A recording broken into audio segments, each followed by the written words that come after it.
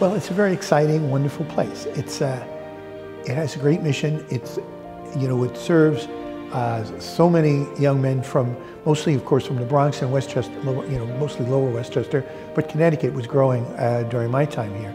And it's got a great mix of kids, and it's got a great mission. As a track coach, I have probably more contact with, students. It's the biggest team.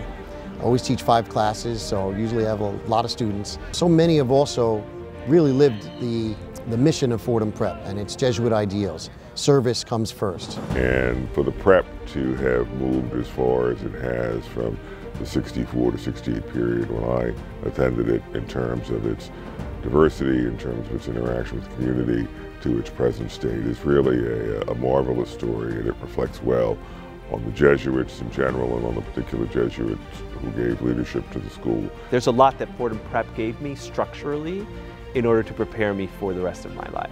And it's because, those formative years for young men in high school are so important and can really take you through the rest of your life. Service, academics, athletics, the best of all of those.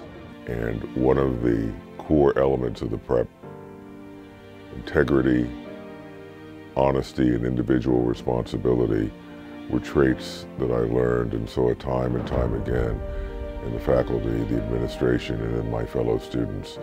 And I have found in my 33 years of law practice, and in another few days it'll be 11 years on the bench, that those qualities of personal integrity and responsibility are the core to a free society, and the prep was instrumental in demonstrating the importance of that to me day in and day out. The prep means a ton to me. When I was growing up, a Jesuit from Fordham, Father Joe O'Connell, and from the time I was old enough to know I was going to be going to the prep, no matter what, because Father Joe said I was going to be going to the prep.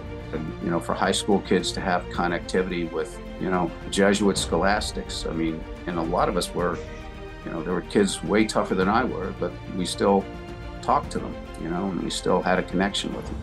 I was born into the prep because my father is a member of the class of 1936, and his brother, my godfather, was class of 34. So growing up, we heard stories.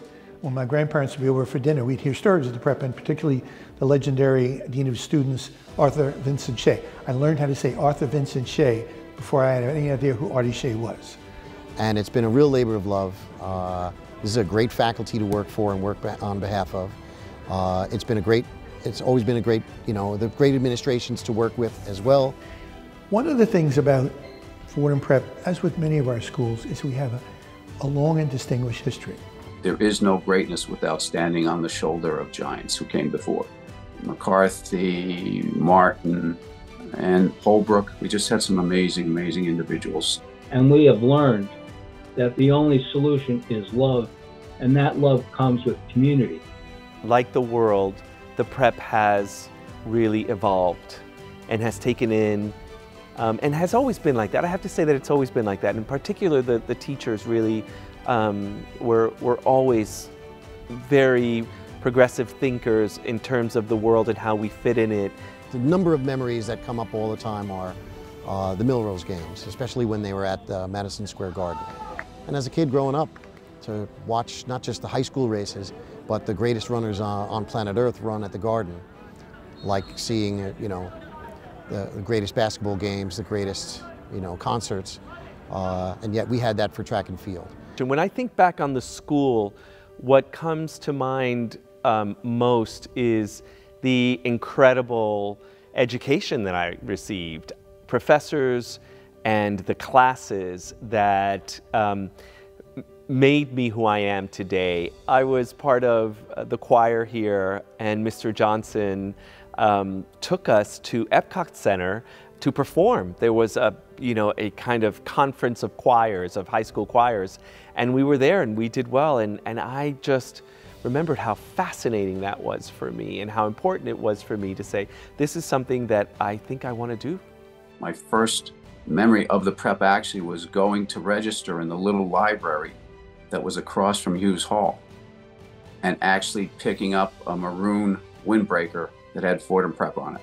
We grew up in a time at the prep that was transformational. We were the last class to graduate from the old Hughes Hall. All very dedicated guys for whom Fordham Prep made an enormous impact, and successful in their own walks of life, but more than eager to give back. In a lot of ways, I think that the prep for a kid who was an immigrant growing up in the Bronx, what it opened up for me was this huge, expansive world. What it meant to me most, I think, was it was the blend of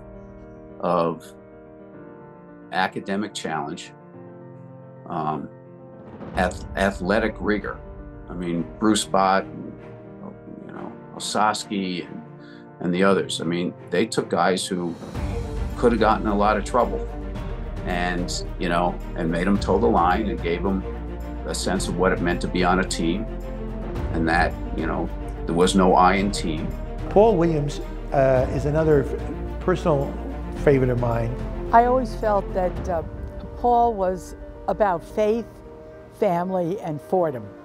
And I must say that it was a romance that never ended. He, all his life, he had a great passion. Fordham Prep's motto has been a man for others. And I truly think that Paul lived for others. He lived for his family, as I said, for his friends, and for what he saw of the prep that was a formation of a kind of the formation of his life. Aunt Irene would be ecstatic and so honored after all this time to be recognized. She was very dedicated to everything she did, whether it was the prep or the Ladies Guild or whatever it was, to do it well. So I'm happy to be here for her. Only wish she was here, but she's not, and we're all very proud of her. Fordham Prep really not only cultivated his intelligence and his love of learning and his confidence as a learner, it cultivated his heart.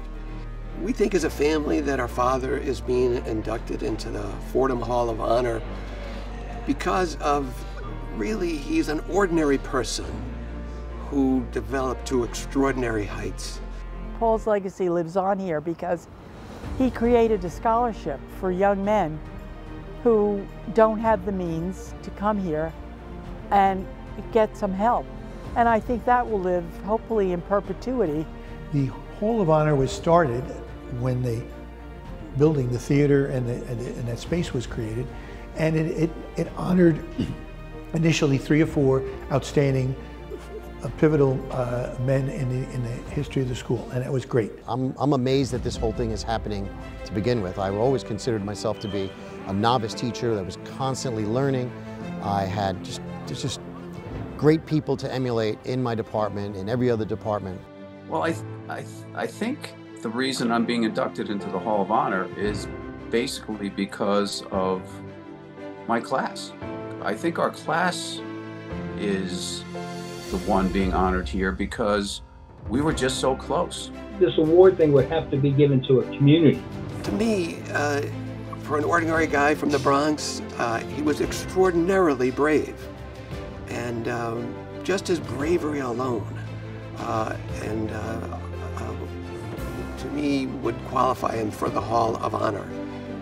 It means a tremendous amount that our dad is going to be part of the legacy at Fordham Prep. Seeing all the people who had been nominated and listening to their background and stuff like that, I definitely offer my congratulations as well. And it'll be good to see them all. On behalf of Irene and her family, I would like to congratulate all the other inductees and their family. This is such an incredible honor for all of us to be part of this. I'm excited to be part of this Hall of Honor class. Congratulations to all the inductees. I can't wait to meet you. I was so deeply honored when my old friends George Zambetti and Jerry Carr reached out to me and asked, and Tom McGuire asked if I would be considered for this honor. It's really a marvelous story, and it reflects well on the Jesuits in general and on the particular Jesuits who gave leadership to the school and the alumni who supported it. So it's an important story. and it's a good story, and to be part of it and to be recognized in this way is truly an honor for me. There's an investment in each other, I think, and I think the reason that it is that some people just took it to the to the extreme where they decided to make me kind of the class symbol, but really it's an incredibly diverse class, incredibly eclectic class, but despite all that, we're an incredibly tight class.